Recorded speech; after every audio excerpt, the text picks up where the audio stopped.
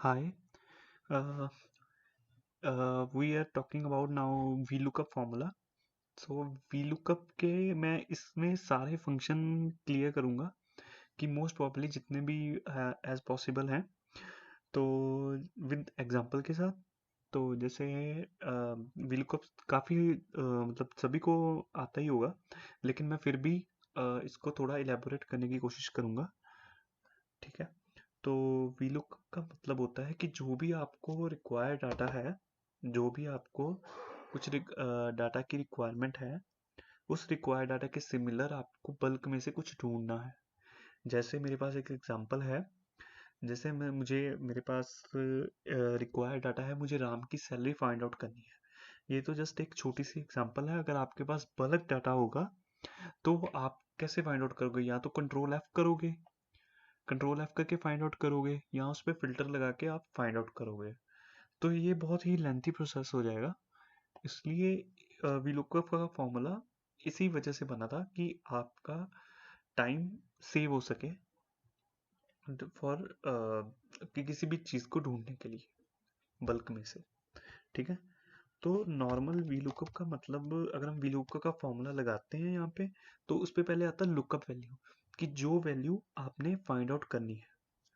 तो अगर मुझे राम को फाइंड आउट करना है अपने रिक्वायर्ड डाटा से, table array means required data आपके पास कौन सा, ये सेम शीट में भी हो सकता है, ये डिफरेंट वर्कबुक में भी हो सकता है।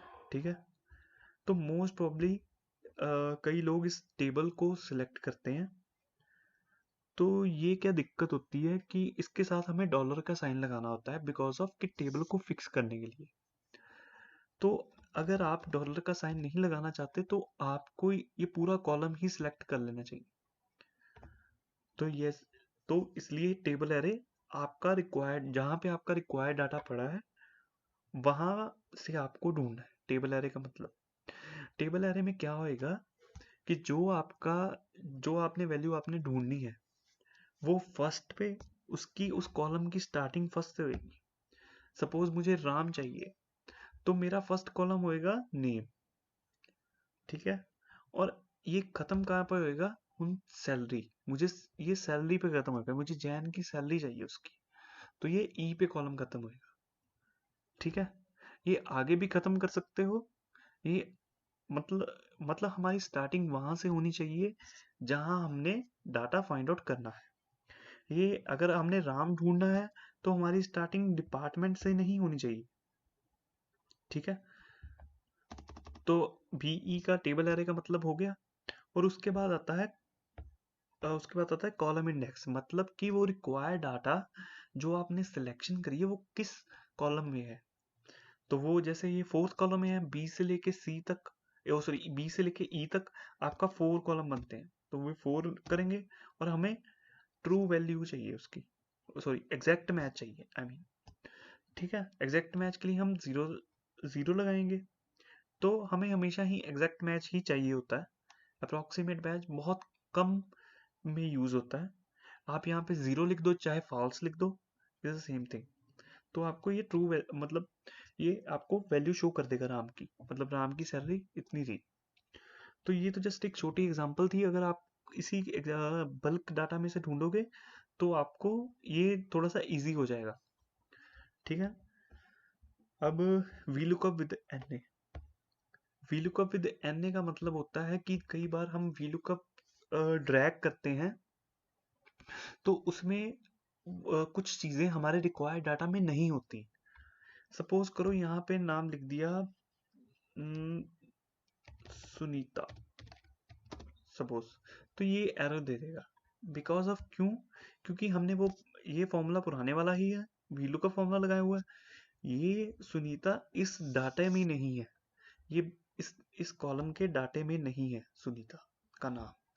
ठीक है। तो इसलिए उसने एन ए दे दिया। ठीक है। तो इसको, इसका हल मतलब कैसे करेंगे? अगर हमारा एन ए आ गया ना, तो ये हमें सम नहीं करने देगा। अगर हम सम का फॉर्मूला लगाएंगे ना, तो ये हमें सम नहीं करने देगा, ये उस पे एन ए शो कर देगा। ये मतलब आप या तो इसको कंट्रोल F करके या कंट्रोल H करके आप NA को रिमूव कर दो, फिर उसमें दिक्कत क्या होगी, ये जो आपका फॉर्मूला है ये भी उड़ जाएगा। अगर हम NA को हैश करके रिमूव करेंगे तो आपका फॉर्मूला भी वो यहाँ से नहीं रहेगा। ठीक है, तो इसके लिए एक फॉर्मूला होता है एग्रीगेट। एग्रीगेट में सम 9 पे है, 9 करना है, और इस पे ignore value tested, ignore value किया और हमने उसकी रेंज सेलेक्ट की और एंटर किया और ये उस पर टोटल दे दिया। ये नहीं कि एग्रीगेट अकेला इसका ही टोटल देगा, जो मतलब ये सिर्फ इसका मतलब है कि NA को रिमूव करना, NA को रिमूव करके जो जो वैल्यू आपके पास बची है उनका टोटल आपको शो कर देगा। जैसे यहाँ पे अगर मैं सुरेश लिख दूं तो ये सुरेश का टोटल भी शो कर देगा, तो इसके साथ भी इसका टोटल हो जाएगा शो। तो ये just as a some formula ही लगा है, बस हमने NA की एरर की वैल्यू रिमूव करी है। ठीक है, अगर सपोज करो हमारे यहाँ पे एरर आ रहा है, तो एरर को हम अगर नहीं दिखाना चाहते, कुछ और दिखाना चाहते हैं, तो यहाँ पे दो फॉर्मूले होते हैं, एक इफ एरर, इफ एरर का फॉर्मूला होता है, यहाँ पे आपने कुछ भी दिखा देना, चाहे इसको खाली छोड़ दो तो ये मतलब कुछ नहीं शो करेगा। ये जो कॉमास लगाए हैं इसका मतलब होता है कि इसके अंदर आप टेक्स्ट की वैल्यू लिख सकते हो। ये हमें लगाने ज़रूरी ही हैं, क्यों? क्योंकि अगर हम इनको नहीं लगाएंगे, तो जैसे मैं यहाँ पे टेक्स्ट लिखता हूँ, टेस्ट लिखता हूँ चलो, तो यहाँ पे नेम का वो दे देगा कि अगर वो एरर आ रहा है तो उसे क्या शो कराऊं। ठीक है, इफ एरर, तो उसको क्या दिखाना है, तो अगर मैं यही यहाँ पे कॉमास वगैरह लगाऊंगा, डबल कॉमा, तो ये यहाँ पे टेस्ट शो कर देगा। यहाँ पे आप कुछ भी लिख सकते हो, नॉट फाउंड, नॉट फाउंड लिख सकते हो कि ये नहीं मिला, not found, sorry, not found, तो ये भी शो करा देगा। ठीक है, अब NA वाला भी क्लियर हो गया। अब VLOOKUP with criteria, ये ये कॉलम वाइज इसलिए मैंने लिखा है क्योंकि ये जस्ट कॉलम के लिए ही है, मोस्ट प्रॉब्ली ये कॉलम के लिए ही मोस्टली यूज होता है। तो जैसे मुझे यहाँ पे नाम दिया हुआ है, ठीक है, डिपार्टमेंट दिया हुआ है, यहाँ पे सपोज करो राम दो तरह से है, एक राम एडमिन का है, एक राम अकाउंट्स का है। ठीक है, तो मुझे अकाउंट्स वाला राम चाहिए, तो ये जस्ट मैंने नेम लिखा, डिपार्टमेंट। ठीक है, तो इस पे फॉर्मूला में कुछ चेंजेस नहीं होने कुछ खास, बस इसके साथ एक एंड का साइन जुड़ जाना।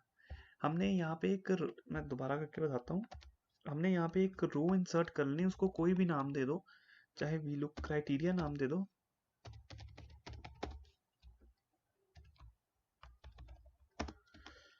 ठीक है, और उसको नेम, इसके एंड का साइन लगाना है, नेम एंड डिपार्टमेंट, क्योंकि हमने नेम और डिपार्टमेंट उसमें फाइंड आउट करने हैं।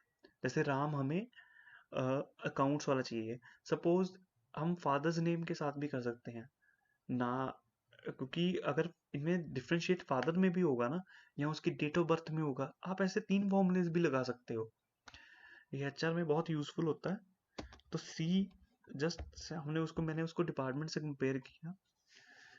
ठीक है, प्रभरूप अकाउंट्स, अब मैंने इस पे 2 क्राइटेरिया लगाए, एक नेम का और एक डिपार्टमेंट का। मैं इससे ज्यादा भी लगा सकता हूँ एंड का साइन लगा के। ठीक है, मैं इसको ड्रैग कर लेता हूँ, ये इसके साथ, जैसे राम का एडमिन आ गया, राम एडमिन आ गया। तो जैसे मैंने स्टार्टिंग पहले नेम से की थी, फिर डिपार्टमेंट लगाया था, तो इसी वजह से जब मैं यहाँ पे फॉर्मूला भी लगाऊंगा वी लुकअप का, तो पहले मैं नेम से ही स्टार्ट करूंगा, ये नहीं कि पहले अकाउंट से स्टार्ट करूंगा, ऐसे नहीं, क्योंकि वो एरर शो कर देगा। ठीक है, नेम एंड डिपार्टमेंट मुझे अकाउंट्स का चाहिए। ठीक है, फिर हमने जहाँ क्राइटेरिया स्टार्ट किया था, जहाँ क्राइटेरिया हमने बनाया था, हम उस कॉलम को सिलेक्ट करेंगे, हमें जैन की सैलरी चाहिए। ठीक है, ये तीसरे कॉलम पे है, तीसरा 0, यहाँ पे आप ई ये जो मैंने कॉलम सेलेक्ट किया है, यहाँ पे आप एच तक भी ले सकते हो, के तक भी ले सकते हो। ये देखो, अगर आप एच तक भी ले लोगे तो भी कोई फर्क नहीं पड़ेगा, या के तक ले लो चलो, तो भी कोई फर्क नहीं पड़ेगा, बिकॉज मैंने कॉलम जो सेलेक्ट किया ना, उसमें किस किस कॉलम में वो रूट है, वो 3 ही है, वो तीसरा कॉलम ही है। ठीक है, ये क्राइटेरिया वाला खत्म हो गया। कॉलम, ये है कॉलम क्राइटेरिया, क्योंकि इसको हम कॉलम वाइज ट्रैक कर लेंगे। एक होता है VLOOKUP with row criteria. जैसे बस मेरे पास जैन फेब मार्च की सैलरी है, ये मैंने अभी बनाई नहीं, तो ये जस्ट मैं इसको सिलेक्ट करता हूँ, 1 मिनट।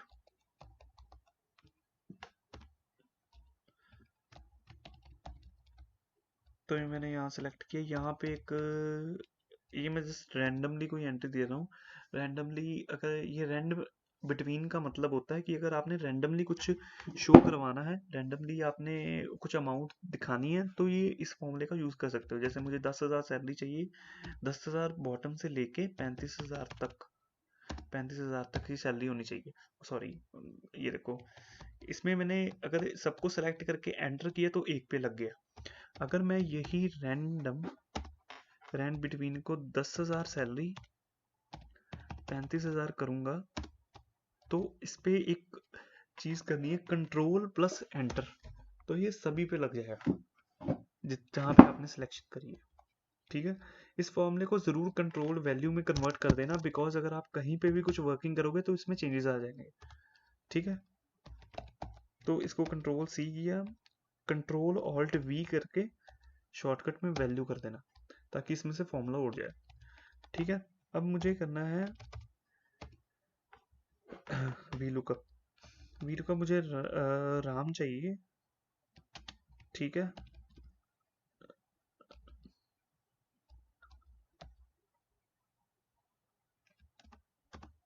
सॉरी, राम, और ये इसका यहाँ से टेबल सेलेक्ट करना है, उसको डॉलर का साइन लगाना है, फिर कॉमा। अब हमने कॉलम इंडेक्स लगाना है। कॉलम इंडेक्स में क्या होएगा, मैच का फॉर्मूला होएगा। अब मैच हमें क्या करना है, मैच हमें करना है जेन, जेन कॉमा, ये उसका क्राइटेरिया हो गया। अब हमने यहाँ पे एग्जैक्ट मैच करना है, 0 एग्जैक्ट मैच के लिए होता है 0, और ये हमने कर दिया एंटर। ये उस पे आ गई वैल्यू कि राम, राम की 23,177 जैन की थी। अब हमने जो अपने टेबल सेलेक्ट किया ना, हम पहले उसको वो कर देंगे, क्या कहते हैं, मतलब स्टे कर देंगे एक तरह टेबल को। तो जैसे ही हम M8, और इसमें हमने ढूंढा क्या था, ढूंढा था M8, तो ये भी स्टिक हो जाएगा। तो स्टिक करने के लिए एक एक जगह सेल को पकड़े रखने के लिए तो आप डॉलर का साइन यूज करोगे। ठीक है, कि हमारा यही क्राइटेरिया है, राम ही है। तो मैं इसको ड्रैग करता हूँ। ठीक है, तो ये हमें शो करके, अगर मैं यहाँ पे मार्च करूंगा तो ये मार्च का शो कर देगा, अगर मैं यहाँ पे फेब करूंगा तो फेब का शो कर देगा। ठीक है, होप कि आपको वीलुकअप के सारे फंक्शंस क्लियर हो गए होंगे। इनमें कुछ मैंने फॉर्मूलेस का यूज़ किया है, जैसे रैंड रैंड बिटवीन, ये मोस्टली P&L में यूज़ होता है। प्रॉफिट एंड लॉस में अगर किसी को बंदे को यूज़ करना है कि वो रैंडमली कुछ एक्सपेंस डालने होते हैं, तो उसके लिए यूज़ होता है मोस्टली। तो हर हर पर्सन अपने हिसाब से उसको यूज़ मॉडिफिकेशन कर लेता है। ठीक है, तो ये थे सभी फॉर्मूले, and thanks for watching, bye.